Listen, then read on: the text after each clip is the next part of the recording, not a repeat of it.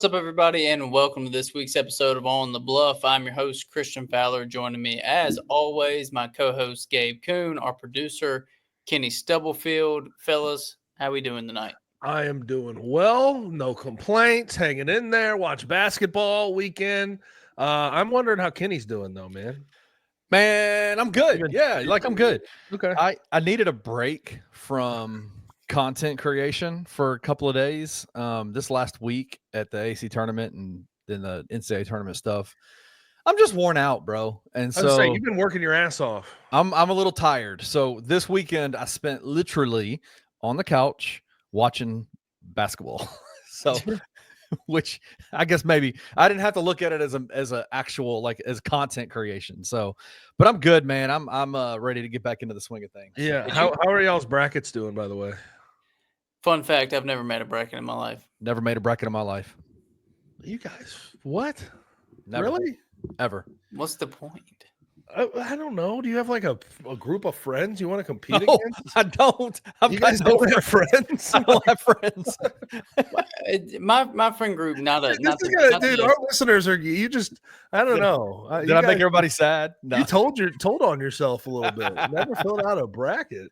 Yeah. No, I mean my friend group, not the biggest college basketball fans. Okay, I got you. Well, me included. I'm gonna let you in. Just like no one wants to hear about my fantasy football team. I'll tell you about my bracket. I'm cooked. I'm done. Are you? That's what usually everybody says. But I'm in an ESPN bracket challenge with like a bunch of my friends. There's like 40 people in there. Oh wow! And it's like a little money deal. I think the top 5 guys end up taking home some level of cake. I went to go look at my like projections because they project, okay, this is your percentage chance of winning or getting in the top 5 or getting in the top 10. And I was 10% of on 0.0% to win and 0.0 top 5. So I'm cooked. I had Illinois in the Final Four. I figured if I did get it, I'd be in a good spot because no one else would have that. And it came back and bit me. All the Chalky folks are doing well for themselves, but they'll implode in the next weekend and the weekend after that. See, and that's why I probably should have done one this year because I am literally the most chalky of chalky people. Like I'm not a big person. Like I don't really, and we'll talk about that in the hot 3 a little bit. I'm not the biggest like Cinderella story guy, and so I always most of the time think, okay, the better team's going to win, right? And that very rarely happens in the NCAA tournament. So I always this would be my year. If I were to have done one and spent money on it, this should have been my year. Yeah, but you know what? I love the Cinderella stories, and we're going to talk about it a little bit later. Like we didn't have much of them. We did have like McNeese State winning a game, but one of my favorite things that I've sort of been paying attention to is you have BYU, Arkansas, and Kentucky all in the Sweet 16 after like the whole butterfly effect thing. Think about the butterfly effect of if we didn't have the Oakland Jack Golke Cinderella story. Right. Think about the butterfly effect for all 3 of those schools. Isn't that wild? Like it is kind of crazy how much the Cinderella stories, those things sort of move the needle in the grand scheme of things when it comes to college basketball. Shout out. I mean, listen, I am one of the bigger Arkansas haters. But shout out to the Razorbacks, man. Like John. And, I mean, can I say this though? Every game that I watch them play, and listen, they're a good team. Obviously, you don't make the Sweet 16 without being a good team. They are one of the biggest horrors to watch ever. It's not fun. It's not a fun watch. It is terrible basketball. Yeah, I mean, fucking awful. They can't shoot a 3 ball. Yeah, they attack headlong into the defense and miss a bunch of bunnies. The other team just implodes upon themselves, like has no idea what to do with themselves. St. John's felt that. I mean, they are not fun to watch. They make every game feel like an eternity. They've gotten better. They've gotten better since the Mamadou Thiero or whatever his name is. Adou Thiero, yeah. Mamadou is his father. He played for Memphis, right? Adou Thiero, he was their best player throughout the year.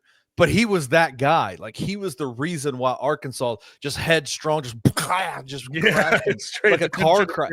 Every time it was a car crash because that's kind of the way he plays. Well, he's been out with injury, and guess what? They've actually started to run some shit. Guess what? They're actually playing pretty good ball now. Trevor.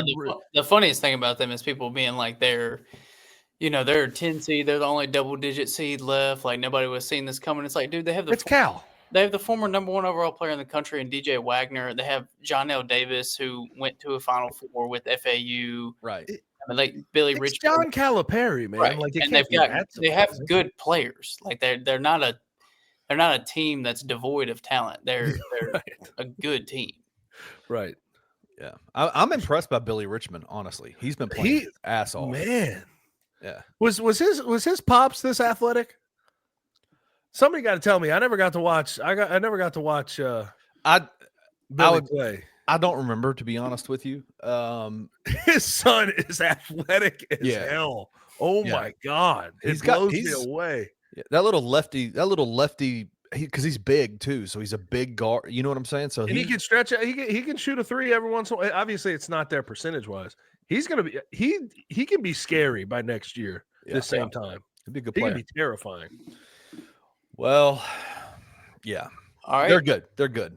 Y'all ready to jump in? Let's jump in. Yeah, I guess. All right. After I pick a quick bone with you guys, neither one of you told me happy birthday. Appreciate it. Love you guys. Happy birthday. Love you. Wait, when's your birthday? It was Friday. Hey, happy belated birthday. Love you. Never heard from my pals. It's cool. Don't worry about it. How would I have known that it's your birthday? I don't know. You don't ask the right questions because number one, not exactly. Friend. I don't ask the right questions. Number one, you're on Twitter sabbatical. You're on social media sabbatical. You never get on there anymore. Number two, I didn't put your birthday in my phone. He's like, I just don't know your birthday. Wait, so you said you don't even have to do the 1 and 2 thing. It's very explainable. But hey, I didn't wish you a happy birthday, Christian, and I'm sorry that I didn't. Now I'll know it's March 21st for the rest of the time. Yeah, I'm putting it in my phone right now every year. You know why I didn't wish you one? Because you didn't know. Didn't know your birthday. That's fair. That's fair. Hey, but you know what, man? Happy birthday, bro. Thanks. It's been a good couple. What are you? What are you, man? 35? How old are you? How old? Wait, what? 27? 27. There we go. Are you 27? Yep. God, he was 20 when I met him. Yep. That is true. You're getting old, bro. You're getting old, dude. I am. We really don't have an excuse, though, Kenny, for not knowing his birthday at this point. That's fair. But that's like, you know how they say guys get together and never ask the important questions? It's true. You know, like I go golfing with somebody, I'll come home and Taylor's sitting there. It's like, so is he met a girl? And I'm like, I don't know. You know, how's his family? No idea. It's like you were out on the golf course for 4 hours. You didn't ask him a single question about it. Yeah, and you're like, you're like, you don't want to know what we talked about by any means. You do not want to hear what we talked about. Dudes being bros, man. That's what it is. We broed out for 7 hours and talked about nothing. Exactly. Exactly. All right. Well, let's jump into a little bit of Memphis basketball. It was a quick trip for Memphis this year, losing in the round of 64. A lot of different ways you can go with this. Obviously, they were missing Tyrese Hunter in this game. They were underdogs in this game. I've seen like the full gambit of what went wrong. But I'm just gonna come out, jump right into this off the rip. There's no sense in reviewing the game or anything like that. I think they failed in the biggest moment, and this is a team that's come up big in big moments all year. I know they were without Tyrese Hunter, all these things. This is a game they should have won. They controlled the game for the majority of the first half. They started off the second half well. Colorado State adjusted, and that was all she wrote. Dane Danger was a monster in the first half. They couldn't get him going in the second half because Colorado State adjusted. And PJ Haggerty, who's your best player, superstar player, he didn't show up in the biggest moment. And that is what it is. It's not – I mean, PJ's a great player. Dane's a great player.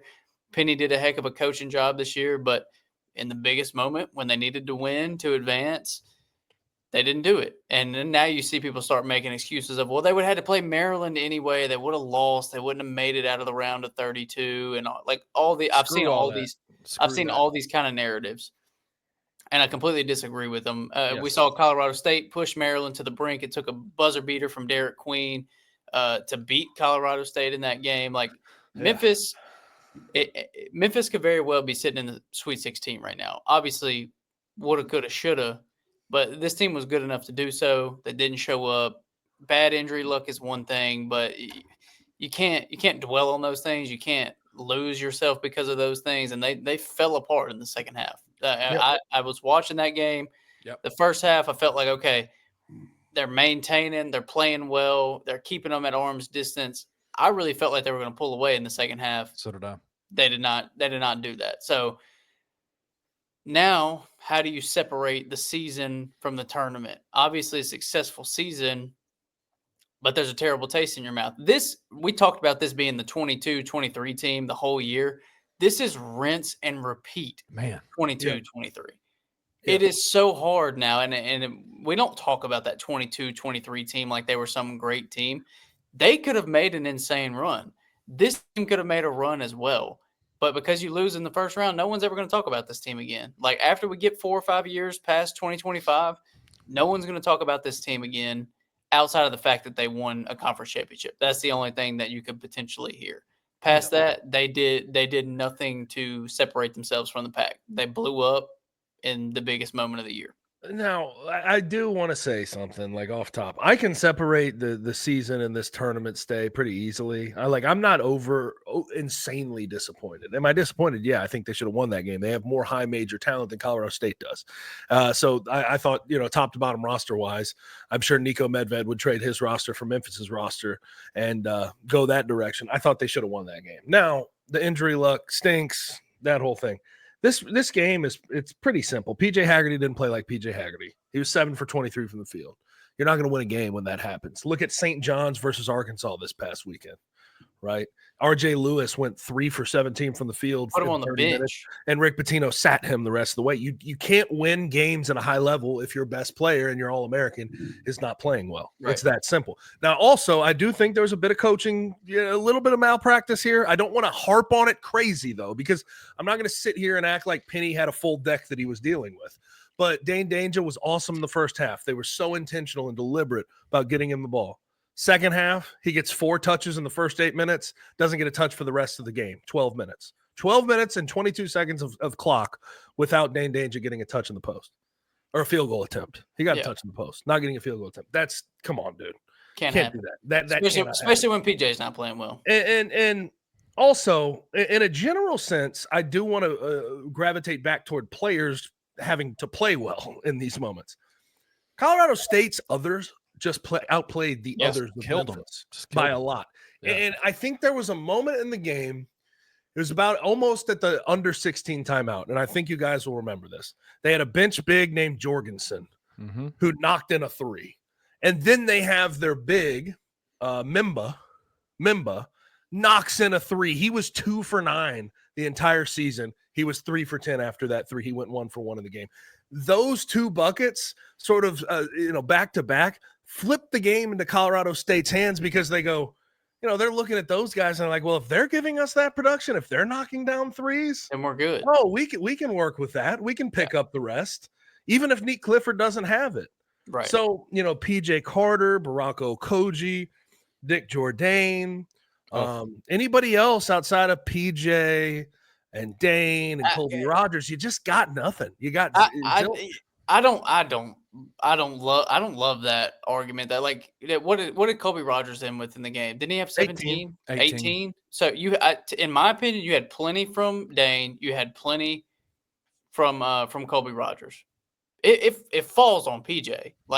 You can say you didn't get enough from your other. I guess the difference is, I'm talking about that Jorgensen guy knocking in a 3 off the bench. 4 of the 5 starters for Colorado State were in double figures. Right. You know what I mean? And then, when you look at the guys who didn't score for Memphis, it was 0 points and 2 points. Yeah. It's but 2 starters combining for 2 points? Yes, I agree with that. But that hasn't been the strategy, I understand. But in games where PJ doesn't have it, you have to have somebody else come to the table. Right, that's where the injury luck plays in. But, Colby was that third guy. Colby did enough for Memphis to win this game. Dane did enough for Memphis to win this game. They just took PJ out of the game. Yeah, which I agree with. He couldn't give them enough. And you're right. A timely bucket from PJ Carter or Baraka Koji or Nick Jourdain, obviously could have sparked them. But, in a game like that, it's – your best players got to play their best ball. I agree with your argument over time, mostly. Right. I'm just saying when it comes down to seeing PJ not having his best, which you noticed immediately right. from the tip. Somebody you got to have other guys up. show up. You got to have other guys do something. Yeah. And I just didn't think they got enough. And I thought Colorado State was able to get over top, even though Nick Clifford, look at Nick Clifford, didn't have a good game. No. And the rest of his guys picked up around him. And I also think that, Tigers, it was just a really bad day because PJ didn't play his best. And Kyan Evans had his best game as a collegiate ball player. He had 23 points, a career high. He had 6 threes, a career high. Like my dad always said, like growing up, when I had like a bad game, like mama said there'd be days like that. And that's kind of how I felt after that game. Yeah. And I'll be honest with you, I think Penny picked a really bad time to forget to make adjustments in the second half, right? Like that, that was a huge, for me, as awesome of a coaching job as he's done all year. It was the very things that you're talking about. Like there are certain ways, you can get PJ Haggerty involved in the game. There's certain ways, you can get Dane touches. And in the second half, a small like matchup 2-3 zone should absolutely not throw an entire offense to the wayside. Like, you know what I'm saying? Like, should not just completely jack up an entire offense. Yeah, and I agree with you. It is kind of funny though. Like you look at when we talk about adjustments, right? When do we talk about adjustments? Usually when somebody gets their ass kicked in a half. They go to the board and they're like, we need to do this more. We need to switch this up. The game plan wasn't working. I know Colorado State and Nico Medved were doing that. But the problem is when you take a 36-31 lead into half where Dane Danger has 15 and no one can stop him, you don't have any reason to do so. Penny goes up to the board and he's like, guys, keep doing what we're doing. But then once you get into the moment where you see the adjustments they've made, you need to be ready. You need to already have the ideas. Okay, how are they going to adjust at halftime to what we're doing? Right. And let me get out ahead of the adjustment they're going to make. Well, it's a chess game. That's why they always talk about coaching being a chess match. Yeah. Nico Medved played his hand in the first half a little bit. Those last 3 or 4 possessions of the first half, all of a sudden you start seeing this little soft zone. Like they had played man the entire first half until those last 3 or 4 possessions, and all of a sudden they're running a 2-3 zone. And when we did the Tigers Live halftime, we watched the second half together, which was miserable, honestly. Yeah. We had like 600 people watching us go, oh crap. Just have a straight face and not speak. Yeah. It's like trying really hard not to cuss the entire time. But we walked into at halftime, first thing out of Francis Carlotta's mouth was, we saw the zone. I hope they're ready for it. And they weren't. They weren't ready for it. And this is where I think a Tyrese Hunter is missed so badly, man. So badly. 100%. Because somebody who can just handle the ball without turning it over. And somebody who's a threat from the perimeter. It is so difficult. It is so difficult when you have high-level coaching. Like Nico Medved's a high-level coach. I mean, he just got, where's he at? Minnesota. Minnesota now. He just parlayed that little beat down on Memphis into a new job. But when you come out in the second half and you've got Baraka Okoje, and Nick Jourdain, who are legitimately zero threat offensively most of the time. I honestly walked into that game going, okay, the chaos that Baraka provides on defense could alleviate some of the issues on offense, and it did not. Yes. At all. The Tyrese Hunter thing, if you're running a 2-3 zone, they have to at least go play up on you. That loosens up the zone. You have to respect it. Baraka Okoje, they can just sit there. It's the Tony Allen the 3-point line. Like, okay, if you're going to shoot it, shoot it. I don't give a shit. Yeah. Go ahead, dude. Yeah. Like, I 100% agree. And I want to, with that, because there are adjustments you can make even with faulty personnel, right? Yeah. You could find ways, coach them up. And I'm going to pose this knowing the likelihood of it happening, especially in college basketball, the way we see things these days, it's probably very low. You see more of what I'm about to mention in the NBA. But there were 17 turnovers in that game, or 16 turnovers in that game, whatever it was, the final number. And we know Memphis every year under Penny Hardaway has been in the 300s when it comes to turnovers per game. And that has to do with like offense becoming stagnant, guys not knowing exactly where to be on the floor, spacing gets screwed up sometimes, yada, yada, yada. We can go through the laundry list of reasons that they turn the ball over at the rate they do. This is the suggestion I was thinking about. An offensive coordinator of some sorts, man. We know Penny can coach defense. We know he wants to build this program on a defensive foundation, and that's great. But I'm watching other teams around the country. I watch a team like BYU, a team like Alabama, and it's poetry in fucking motion, guys. They get an open look every single time down the floor, and they don't turn the ball over. And it's because they have off-ball movement. They're always in the right spots. They replace each other when they cut. And like, I don't see that with Memphis. When Memphis has been at its best, we can admit this, 22, 23 offensively, and then this year offensively, that's when they've been at their best. It's, hey, we have buckets. We have a couple of guys who can just go get a bucket at will. I'd like to see a little bit more of a team game on the offensive end. And I know it sounds corny, but I think it would help a lot with the turnovers and everything else.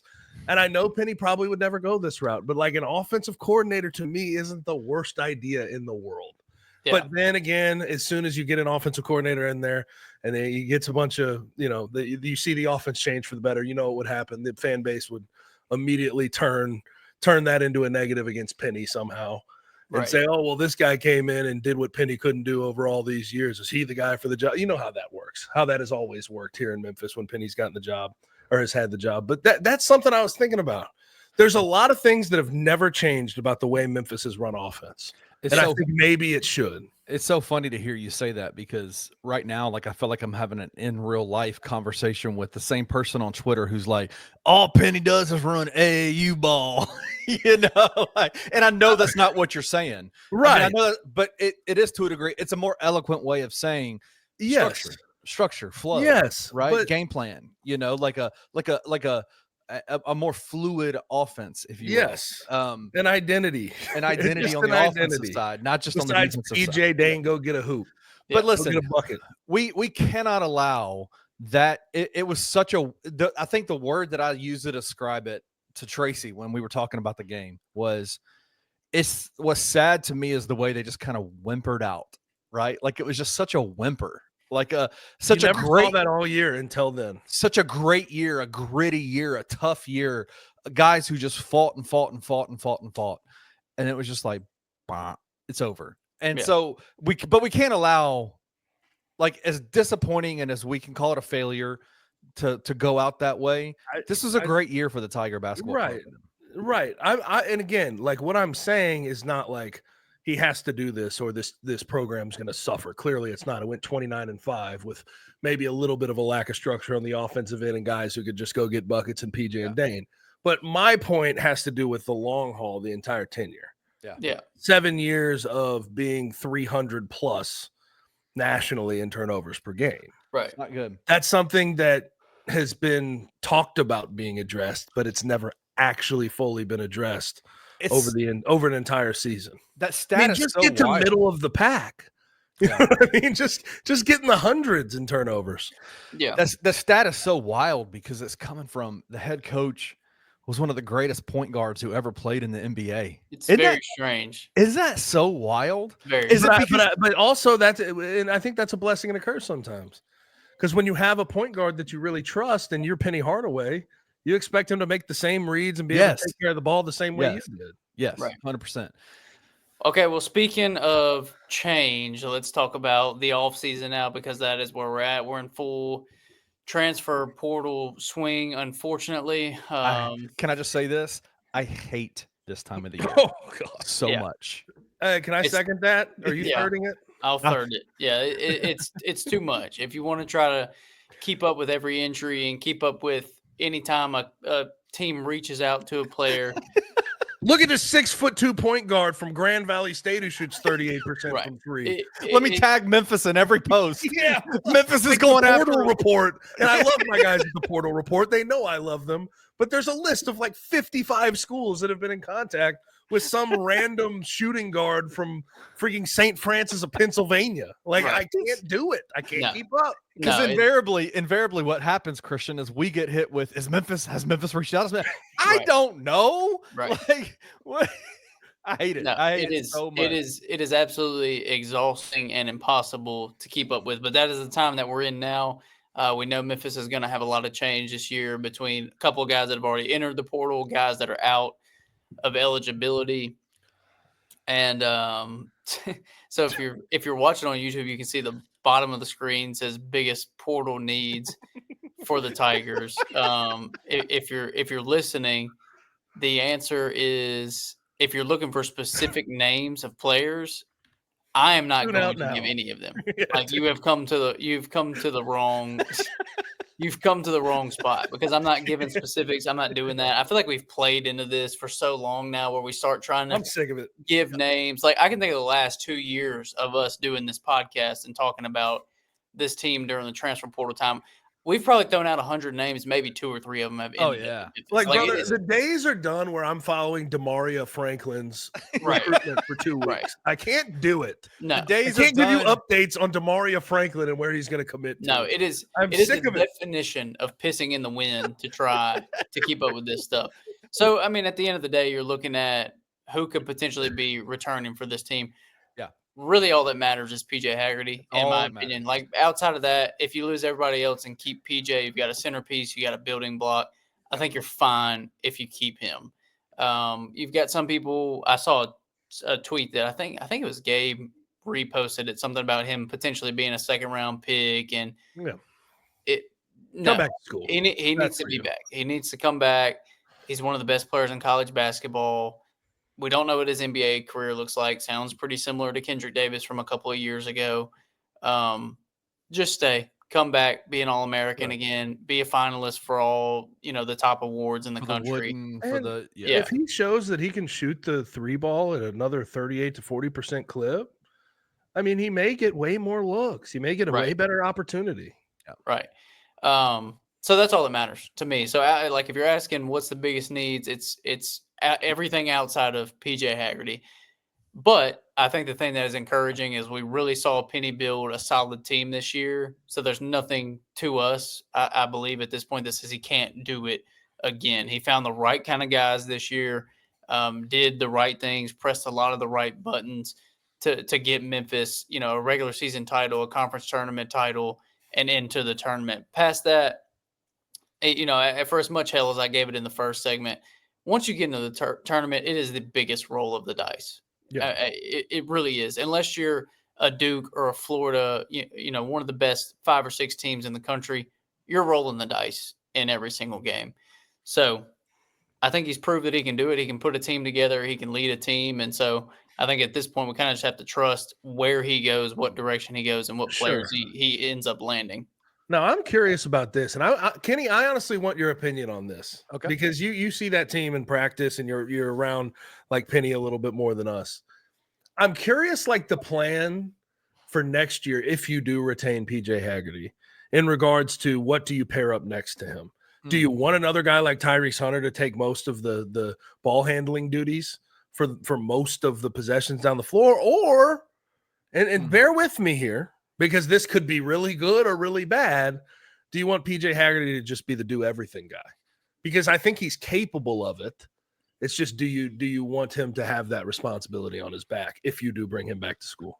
So Don't fix it. I had a really good conversation with some people in the NBA about PJ Haggerty and kind of what he needs to do, right? Like what his NBA, what GMs would look at, scouts would look at in terms of him. And one of the things that they said is he absolutely needs to check, go into the draft, go through that process, get his grades back, all that kind of stuff.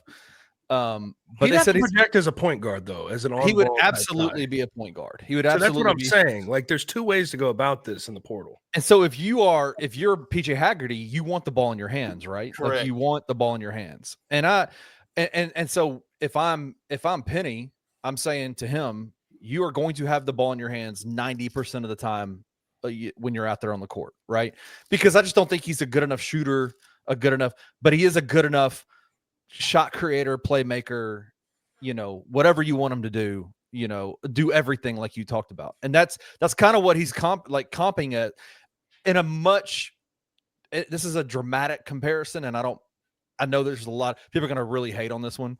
But the way Donovan Mitchell plays for the Cleveland Cavaliers and for the Utah Jazz, the way that kind of that smaller statured, I think he's listed as like a shooting guard, right? But with him, they also have Darius Garland. But they also have Darius Garland, right? Who's an elite point guard.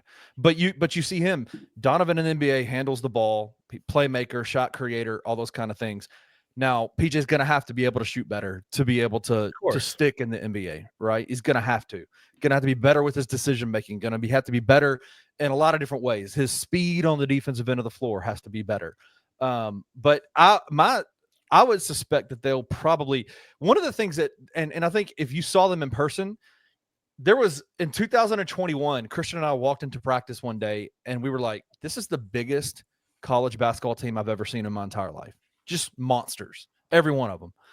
This was the smallest. This is one of the smallest teams I have seen in a very long time.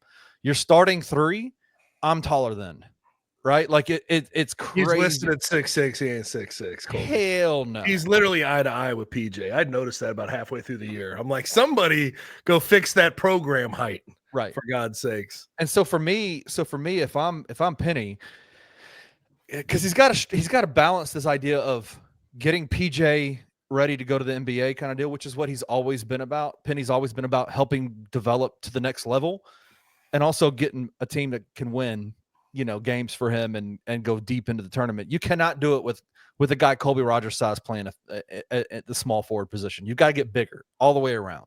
And so I could see them going after somebody who is a bigger two guard, somebody who shoots the ball well, somebody who defends well, somebody who's bigger all the way around, 6'5", 6'6", and then 6'9". They're missing that 6'9", 6'8", 6'7" small forward. That length. As bad as Aaron Scott from St. John's would have been perfect.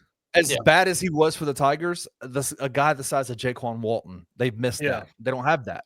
So I could see them doing that. I could see them going after. They just need with PJ. I'm just interested to see, because there's a couple of ways you could go about that. Like, you could just say, we're putting the onus all on PJ, and we're going to try to surround him with other guys.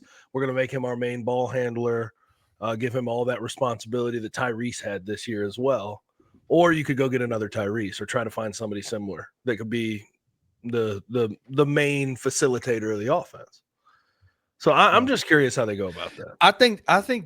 I honestly think the Tigers' offense works better with PJ's the ball in PJ's hands. Okay. I thought Tyrese, as much as we missed him in the tournament, he was super loose with the ball. I felt like he operated better out of being able to flare to the corners and hit threes. Yeah.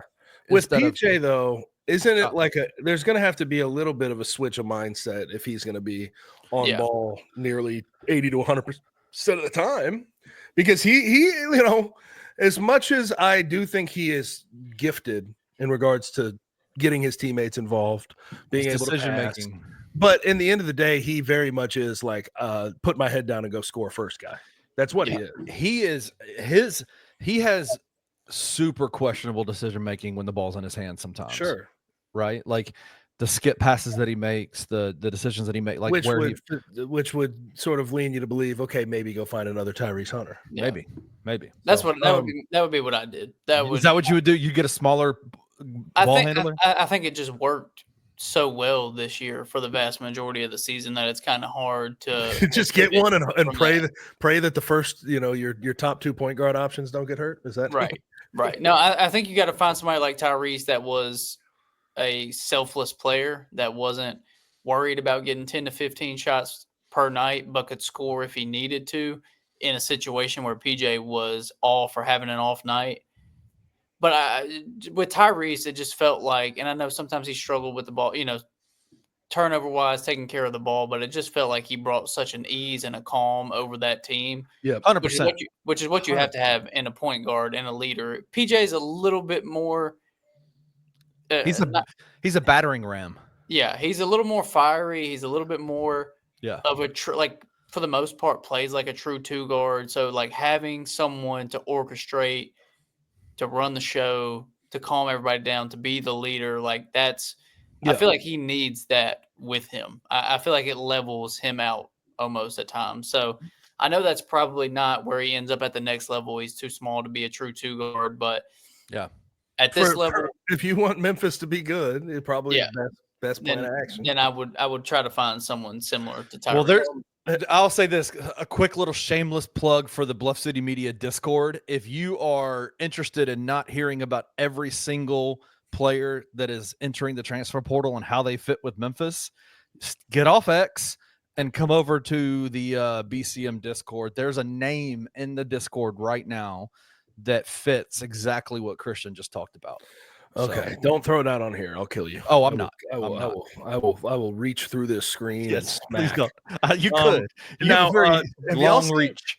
Have y'all? Okay, so Baraka Koji and Jared Harris are now in the portal. For those that haven't seen it, Baraka, he was going to get recruited over, and then in the end of the day, it's like I don't think he's ever going to get the opportunity to grow where he needs to grow as a player at Memphis. Just truthfully, he needs to grow offensively. He's never going to get those opportunities at a high level.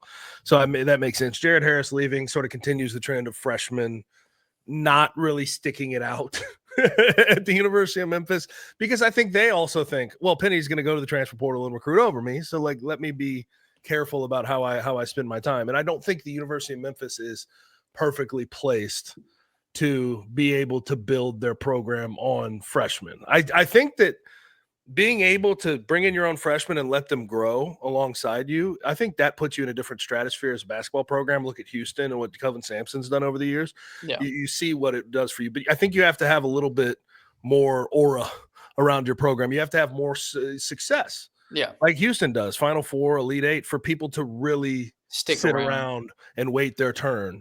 You know, and Memphis, the truth of the matter is it's been a decade. They've won one tournament game. Right. That's not me clowning Penny, clowning the program. You. That's a fact. That is a fact of the matter. Now, I did want to bring this up. Transfer portal, did you see how many names have gone in day one? It was 350 the last time I saw I checked, 714. It went from 350 to 714 in 3 hours. That is insanity. It is wild. It is wild. And like we go, like the football portal, we think is nuts. Basketball, like the football portal pales in comparison to basketball. It really does. There's less guys, and there's about the same amount of pure people entering the transfer portal. Yeah, nobody. But with that, I got to be honest. I get so annoyed with like the conversations thrown out about everybody's transfers. Like there's so many different conversations that pop up that just piss me off, guys. Yeah. Like what? I don't know about you. Well, I put together a top 5 if you want. Yeah, I want to see. Give us a top 5. You want my top 5? I love top 5. Let's go. All right, here's my top 5 most annoying transfer portal conversations. Number 5 is where's the loyalty? Where's the loyalty? It's up your ass and around the corner. That's where it is. The coaches leave on a whim. They can leave on a whim. I don't give a shit. Number 5 is where's the loyalty? And that one's becoming more like outdated by the year. I think less and less people are doing the where's the loyalty thing. Number 4, he's just chasing the bag. No shit. No free market. That's the point. Why? What would you do if somebody gave you more money for a better gig? You would go take more money for a better gig. So shut the hell up. Number 3, this can't be good for his academics. Oh, well, you know what that assumes? That he's there for academics. Right. You moron. Number 2, shouldn't he have to produce before he makes money? Quite frankly, this is my most annoying if it weren't for the number 1. But shouldn't he have to produce before he makes money is number 2. No. Just like a coach. Like if a coach wins 13 games, should he even make his check in that case? Right. Like shut the hell up. What job do you take without knowing what type of money you're going to get ahead of time? It's the dumbest thing I've ever heard. And no, it's funny. Steve Alford, who's really good. I mean, he's been a good coach in college basketball for years. He said that 2 weeks ago when Nevada got kicked out of the Mountain West tournament. Did you see that? It's like, you think that your players should have to produce before they make money? Right. Brother, you didn't make the tournament this year. Can we get your check? And then my number 1 is 4 schools in 4 years. 4 schools in 4 years? What's going on? And I think this sort of relates to the number 3. This can't be good for his academics. I think you're assuming things you shouldn't assume. Those are usually mentioned side by side by a person who doesn't understand that ball player didn't go to school to go to school. Right. If you're catching my drift. Yeah. So yeah, I have my top 5, but I hate transfer portal conversations from the general public because they suck at it. They're terrible at it. I'm gonna give a real life analogy to the situation from this podcast. Are you ready for this? 2 years ago, you boys used to come over to my house every Monday night, and we would record a podcast episode in my attic. Right? It was this. I hand painted the wall black. It was this. Beautiful studio. Give yourself credit. I got this metal table from a antique store out here in Carousel that y'all used to sit on, and y'all would talk. And it was a great. We had so much fun up there. We had such a good time. About maybe 3 months into us recording this podcast, Gabe comes to me and Christian, and he says, "Guess what, guys? ESPN 92.9 has reached out, and they're offering me a job."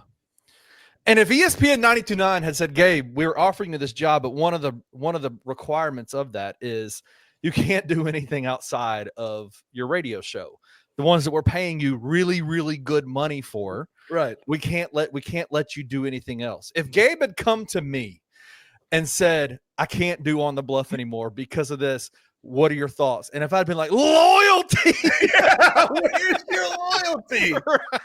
Right, you loyalty! Jackass. But then I was there when you had nothing, when you were a nobody. But thankfully, the gracious hosts at 92.9 ESPN have said, "Hey, listen, keep doing your deal, so you're still with us." Right. But it would be it would be inappropriate of me, a fledgling network host, network owner, to go, "Gabe, you can't take that job," right? Like that because of loyalty. But then here's another thing to it. You're just chasing the bag, Gabe. Right? Yeah, exactly. Of course I am. Yeah, I got a kid, bro. Appreciate it. But if now, let's say, national ESPN radio calls up Gabe and says, "Gabe, we know you're doing your radio show in Memphis, but we want to bring you to Connecticut, and we want you and Taylor to pack up your baby, and we want y'all to move all the way out to Los Angeles, and we're going to have you do a national ESPN radio show all about college football." The city of Memphis is going to ask me where my loyalty is. If Brad Carson were to come to you and say, "Loyalty," it's silly, right? This is a great example. I'm glad you put it that way. Real life examples. All right, boys. We are going. Christian's like, "I'm out. Let's get out of this." Sorry, we can keep going for a while. Man, when Kenny's in that first, we went 45 in the first segment. Kenny changes the game for us in the first segment. All right, boys, we're going to take a quick break. We'll be back on the other side with the Hot Three.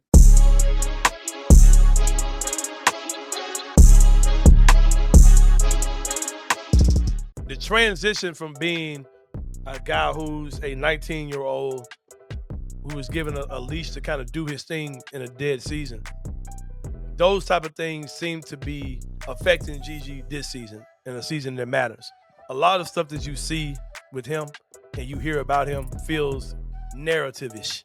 We know for a fact that there were offers made that probably included Gigi Jackson that you guys turned down. If there are other deals out there that you guys are considering going back to, just do it. We don't need the doghouse. We don't need to sending them down to the G League with 5 G League games left in the season. Like, we don't. Just if you're about to trade Gigi, just do it. Let's end the silly stuff about acting like we're surprised that a 20-year-old kid who's just now started playing meaningful basketball games is actually adjusting to the league. Tune in to The Anthony Sane Show, Wednesdays and Fridays at 12 p.m. weekly on the Bluff City Media YouTube channel.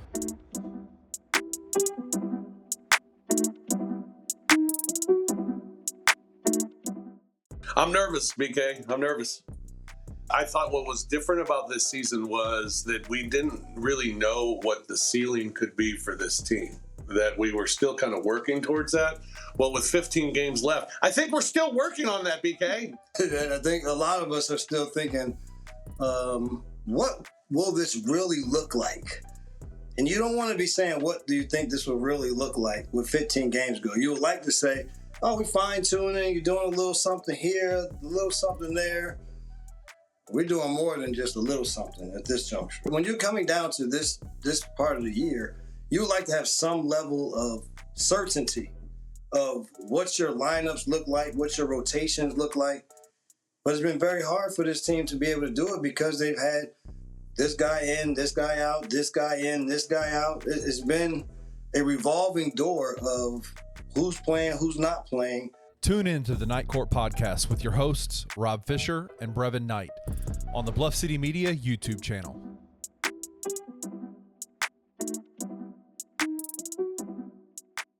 Hey, what's going on, everybody? If you know anything about Bluff City Media and the content creators, the podcasters on this network, you know that most of us love to bet on sports.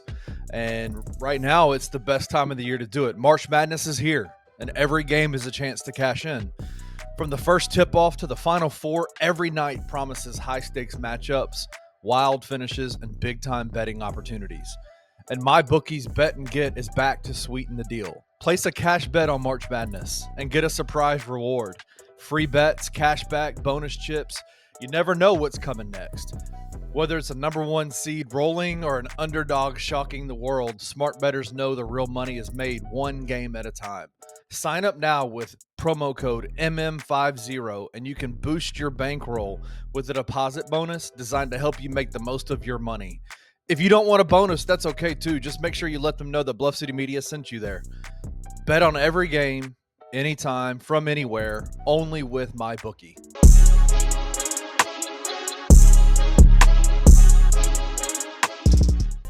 Is everybody got their water? Everybody just 45 minutes in the first segment. I blame Christian, honestly, for this. I would put the blame squarely on me. Clearly, Christian talks too much. All right, here I had to drink some water, to be fair. My mouth got a little dry. Y'all ready for the hot three? Yes, sir. Yes. It is the Sweet 16 next weekend, boys, and it is crazy because it is, I think, one of the beauties of the NCAA tournament is that there's always some kind of Cinderella story, right? This year's the chalkiest of all the years. There are top four seeds in the first round. I'm trying to read this as I'm going. There's no long shots left. Like, what is it? The 13th, 14th, 15th, 16th seeds all lost by 20 points. There's only, I think the lowest seed is a 12 or 10. Is it 10? Is it 10? Arkansas. Yeah. 10. So there's no teams that are ranked any lower than a 10 in this in the Sweet 16. You guys like that? Like, how are you feeling about all that?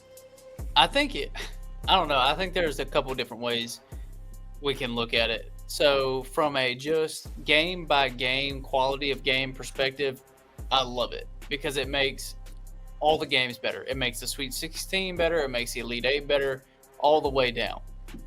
From just a storyline standpoint, I guess it kind of sucks a little bit because there's just not as much, like the hype train isn't as big behind it because there's not, McNeese didn't continue on with Amir Khan, or there wasn't a Sister Jean in Loyola Chicago, or there wasn't a Jack Golke in Oakland. Like, there hasn't been one of those stories really this year. So that part sucks because one of the biggest things about March Madness are the storylines and the players that you never heard of and the history behind a university that you never heard of because they never made it this far and never got this much television time. Like, all that stuff is really fun.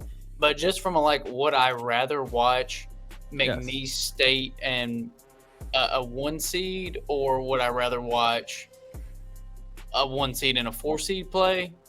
100 times out of 100.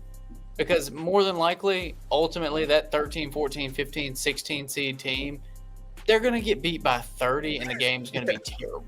Yes. The odds of that happening, from the Sweet 16 on at this point with mainly 1s and 4s left, it's probably not going to happen. It could. It's still on the table, but it's not as likely as if a 13 or 14 seed team was still in it. So I think for just like the overall games, this is much better because we've kind of seen the last couple of years, like some of these teams that we didn't expect to go deep, and it kind of takes away a little bit when you look at like the FAU run or San Diego State, where like some of these teams where it's just been like, I don't really care to watch this team. Like I don't.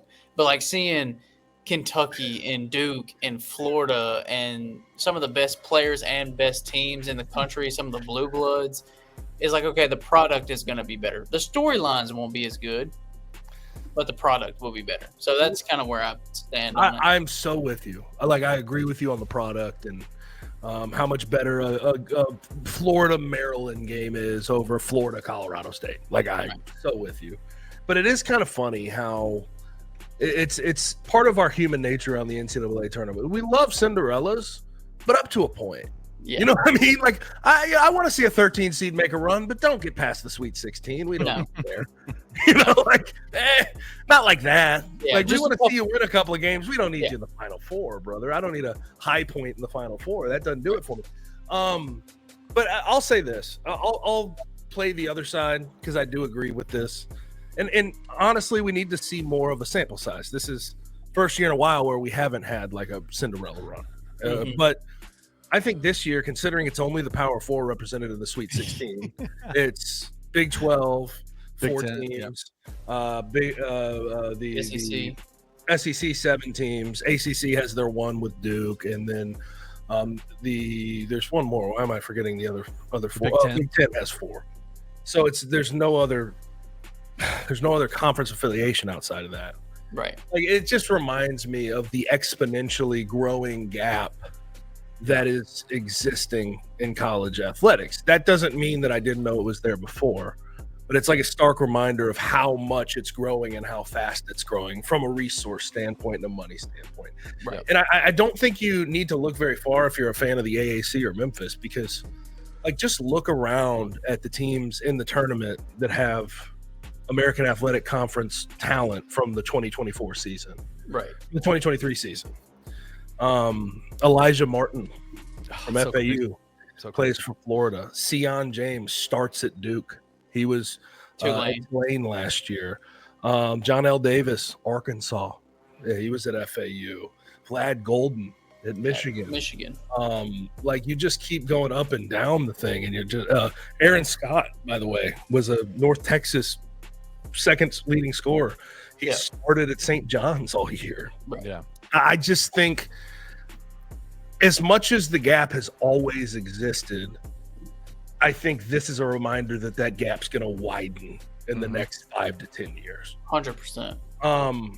That's where I'm at. Are y'all concerned about that? I like the matchups, but I know what it represents going into the future. Now, I could be wrong. I don't think I will be. If we get to next year and Not at all. If we get to next year and you have a bunch of Big East teams and Mountain West teams represented in the Sweet 16, I'll eat crow. Don't think I'll have to, but I'll eat crow. But it's a reminder of where we are and the changes positively affecting the powers that were already there. Gabe, you played for a G5 school, played, and really, really good for a G5. I mean, you have a podcast with this network called G5 Classified, where you highlight these kind of, I guess, high mid-major programs, right? These conferences, if you will. Does this bother you? I mean, does it concern you for the state of college athletics? Me. I'm as bothered as I could possibly be already. You know what I mean? Like, it's been this way for 3-4 years now. Maybe 5 years when we were even deciding to make the decisions, when Texas and Oklahoma go to the SEC. So, I don't think I can get much more bothered until we're actually to the point where we have some type of break off, where they just decide we're going to play our own championships. That would be that's as bothered as I could possibly get, and I still foresee that. But if you're asking me if it affects me, I see it, and I hate to say it, I look through that lens whenever I watch college athletics now, man. Whenever I watch an NCAA sanctioned event or a championship event in college, you just see the teams that are there, and it just highlights the problems that we have continued to move toward by conference reaffiliation and putting all of the extra money that could be distributed better consistently into the pockets of the people who already had that money. It's just, I'm not saying redistribute wealth and make the Sun Belt great again. That's not what I'm saying. But what I am saying is, I wish there was a point at which the SEC or the Big Ten or the most powerful of the powerful in any industry would say, you know what, I have enough. I've made enough. I wish there was that point. I know that doesn't exist, corporate greed's a hell of a drug, but I wish there was a peak point where they'd say, you know what, we bring in $100 million a year on our TV contract. That's enough for us. We don't need much more than that. So earlier on in this conversation, Christian mentioned 4 Cinderella stories over the past however many years. And 3 of those stories that he mentioned the team and then one of the major storylines about that team. 3 out of those 4, none of them were basketball players. It was Amir Khan, sister, whatever her name is, from Sister Jean. That's a fucking great point, Kenny. And then what is the other one? What was the other one that you mentioned? Jack Golke, but he played. He was a player. You're right, right. So maybe 2 out of the 3. All right.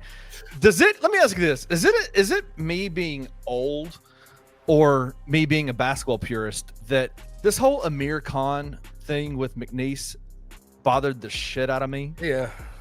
You know what it is, if I'm putting it into words? It's patronizing. It's like, I hated it so much. Why is he the story when McNeese was the fucking damn good basketball team? Yeah. You know? What are we doing here? Well, but like, isn't that kind of funny though? Like the human, the 3 he brought up were Sister Jean and Amir Khan, who didn't touch the floor or dribble a basketball to help those teams win or make a run. Like, that's patronizing as hell. That's I don't know. Like, which is why I'm not unhappy that none of those damn storylines exist in the Sweet 16, because I don't give a shit about Amir Khan. I don't listen, shout out to you for banking in on whatever. I love how he's following the reports. He's following Will Wade to NC State. Yeah, he's a student manager, guys. It's so crazy. God. I love it that we are going to have conversations throughout the rest of this college basketball tournament about the badass players that are out there playing on the court, and not Sister Jean and Amir Khan. I think an interesting point just came to me though off that. If you're one of those like writers or media members that complains about the way things have gone, and you cover a team, cover McNeese by bringing up Amir Khan's name first, you're part of the problem too. Do better. Do better. You know what I mean? Like, so it's interesting. All right, so let's move on to the next topic.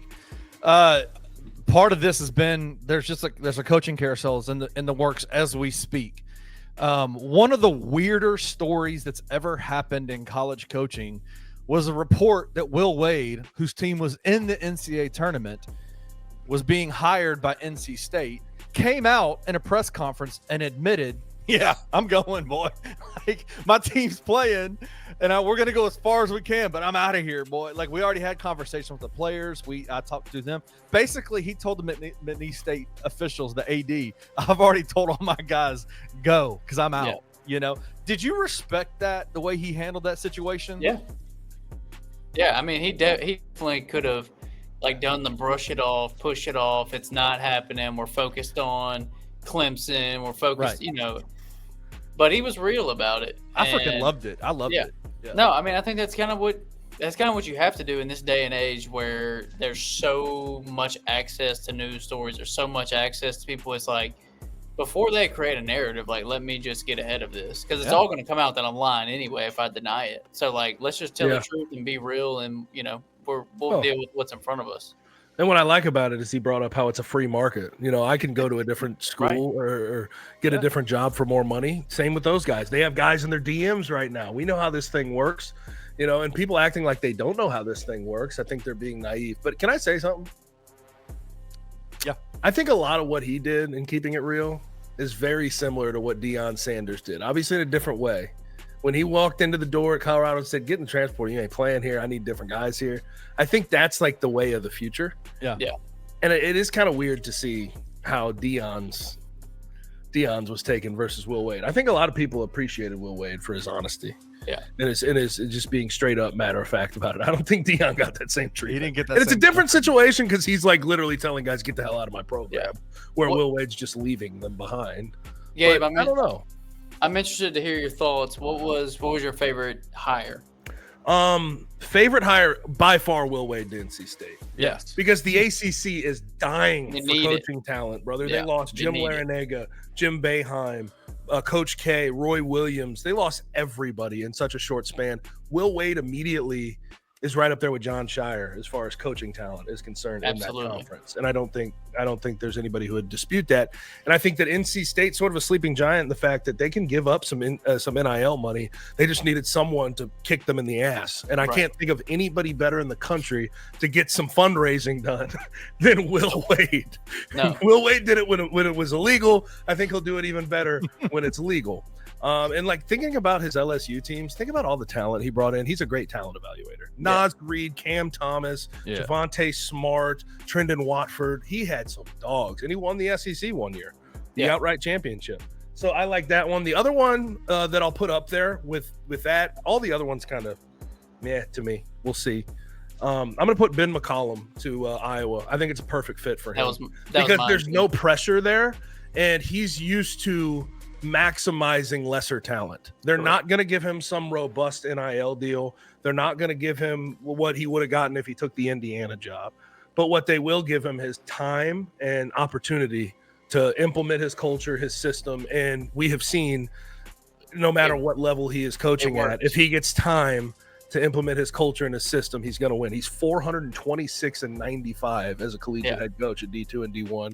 He was 31-4 with a win in the NCAA tournament over Mizzou, an SEC team, in his 1 year in Division I. Like this guy's great. I will say he handled the way out way differently than Will Wade, though. Yeah, he did. He stumbled all over himself. I don't think, but you kind of understand it though because he's coming from D2. Like he's not used to this level of scrutiny.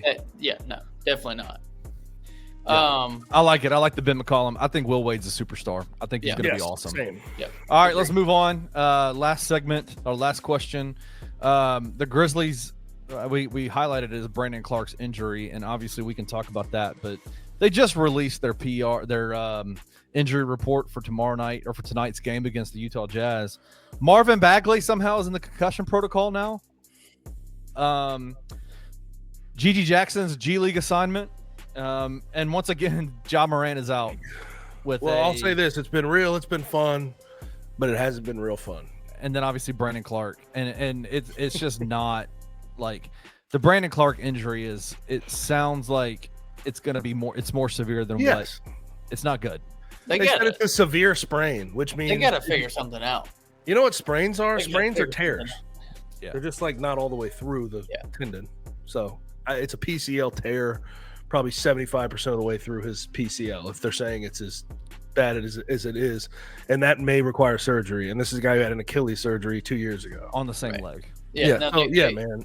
They've got to figure something out. I mean, I don't know what you got to change, what you got to fix, but this is rough. The last couple of years, like to just see this team deteriorate down the stretch and just not be. It's not as bad as last year, obviously, but still, like the level of basketball I've watched lately is worse. It might be worse because you have more talent on the floor, and they just don't. And it's like. And they're not trying very hard either. Right. I listen. I played sports, so I hate when people pull the effort card. Like I am the last person to pull the effort card, but sometimes I look at that team and I'm like, I don't know if they're checked in right now. Yeah, I think they're just trying to hobble into the playoffs and see what they can do if they force John Jaren on the floor. Yeah, it's just been a rough last couple of years for Grizzlies fans. I mean, especially this year too, because you have all the excitement from last year. Everybody's coming back from injury. We know how good this team can be. What were they? Got up to a 3 or 4 seed at one point, and then just everything after the All-Star break has just completely went awry, completely deteriorated. And it really is like since that Lakers loss in the playoffs, it has been pretty much nothing but bad for the Grizzlies. There's been no good since that playoff loss to LA. Well, the first half of the season was great. They were firmly a 2 seed. They were rolling, and we get to this point in the season, they're sitting guys when they're they're separated by a game from all these other teams in the Western Conference. They're 2.5 games away from the play-in right now, and I think it's very possible that they could fall into that if they keep playing the way they're playing. But what I've done for the past week, I'll be straight up front with you. I've been thinking of names, the next coach for the Grizzlies. That's what I've been thinking of names. Not unfair. I've been thinking of coaching candidates. It's not unfair. Listen, It's not just not unfair. It's like the reality. It's what's going to happen. Right. Like Taylor Jenkins knows it. The front office knows it. Every fan knows it. Unless they somehow miraculously, which they won't. I'm telling you right now. I hope they do. Oh, you can see it. Unless they miraculously recover, John Morant goes supernova for 40 a night in the playoffs, and they win a first-round series, Taylor Jenkins is going to be out. Yeah. And who's going to be in? To be honest with you, it's kind of been the last week, like trying to come up with names has been it hasn't been easy because you don't know what direction they're going to go. Because with Zach Kleiman in the front office, you don't necessarily think he's going to go veteran coach, do you? Like he's not going to hire a Mike Brown or something like that, right? Or a Monty Williams or somebody out there. You would think he'd go like some guy in the Miami Heat video room that's been working his way up. Like that's the type of guy you could see Zach. So the nerdy analytics guy, but I don't know those guys. I'm not familiar with them. So yeah, I've been trying to come up with names, and I've failed at it because I don't know what direction they'll go with this hire. Right. But also, if you go with that sort of nerdy analytics guy, didn't you just get done with 4 years of that? Yeah. Taylor Jenkins? Yeah. So wouldn't you, if you're wanting a new voice and new leadership, shouldn't you like change it up a bit? Yeah, I would think so. Let's get Kenny. We'll get Kenny's thoughts real quick, and then we'll close it out because I see the look. I want to hear Kenny. I want to hear what Kenny has to say. I need to hear what he thinks about all this, and then we'll wrap it up. No, I mean it's just we talked about the final game of the Tigers being a whimper. They just whimpered out. It has been discouraging. Like since the All-Star break, it has been discouraging to see this team just whimper to the finish line. And it's almost to the point where it's like, is there a way, like, I wonder if there's some kind of like bylaw in the NBA, collective bargaining agreement where they could say, yeah, I know we're the 4th seed right now. We're going to give that up and we're going to let somebody else come in and take it because Jesus Christ. Hashtag, hey, how about this? Stop the count. Stop the count. Like, could this team right now, the way they're playing, if they got into the playoffs, could you imagine if they faced off against the Lakers right now in the playoffs? God. Oh no! I don't even want to think about that. Could you imagine if, let's say, the Houston Rockets played the Clippers, any team right now, the Nuggets? I mean, come by all those teams right now. And I just we have had. I said this on I think Anthony's show a few days ago, but I feel like the NBA and my team specifically is being taken over by nerdy dudes who have never played the game of basketball in their life, who just say, you know what, like we want to we've never played, but I have this analytical approach to how I want to do things, and I want to put my culture, my imprint on this, and so this is what we're going to do. We're going to hire some guy from the Euro League, and he's going to come in, he's going to institute a new offense. This is going to revolutionize the game. What is basketball, Gabe and Christian? It's creating mismatches and leverage in every play. And so it's just insanity to me, the way that this team has been coached, the way it's like taking something that's good and saying, hey, this has worked for 75 years. Let's completely flip it on its head because this is what the computers say to do. But then on top of that, I would also say, I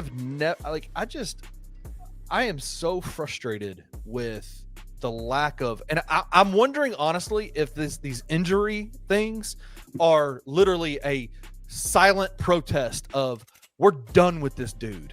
We're not playing for him anymore. I honestly wonder. I don't know about that. I don't know. It just makes no sense, right? It makes no sense to me. I think it's just like an urgency thing.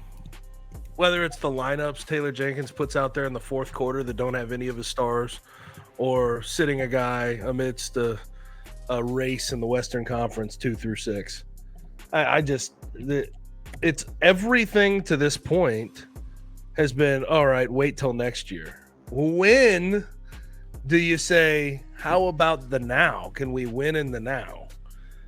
And I know injuries affect that and everything else, but I just have never gotten this overwhelming sense from the front office, from the coaching staff, from this organization that it's like, we're really busting down this offseason. We're gonna really iron some things out, and we're gonna go try and win an NBA championship. I have never felt like that.